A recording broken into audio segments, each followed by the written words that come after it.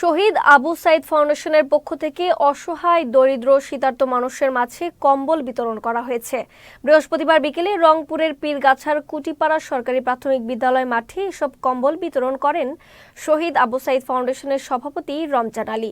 এদিকে দিনাজপুরের ফুলবাড়ি ৫ নম্বর খয়েরবাড়ি ইউনিয়ন বিএনপির আয়োজনে ২ শতাধিক দুস্থ শীতার্তদের মাঝে শীত বস্ত্র বিতরণ করা হয়। বৃহস্পতিবার রাতে খয়েরবাড়ি লক্ষ্মীপুর বাজারে বিএনপির কার্যালয়ে শীত বস্ত্র বিতরণ অনুষ্ঠানে প্রধান অতিথি ছিলেন যুক্তরাজ্য বিএনপির সহ সভাপতি কামরুজ্জামান কামরু।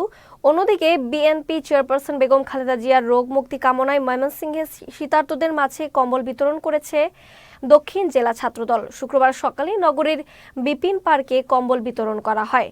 এছাড়া বাংলাদেশ জামায়াত ইসলামী ব্রাহ্মণবাড়িয়া জেলার আয়োজনে শীতার্ত মানুষের মাঝে শীত বস্ত্র বিতরণ করা হয়েছে। শুক্রবার সকালে চাঁদপুর তমিজউদ্দিন মাধ্যমিক বিদ্যালয়ে শীত বস্ত্র বিতরণ অনুষ্ঠানে প্রধান অতিথি ছিলেন বাংলাদেশ জামায়াত ইসলামী ব্রাহ্মণবাড়িয়া জেলার আমির মোহাম্মদ গোলাম ফারুক।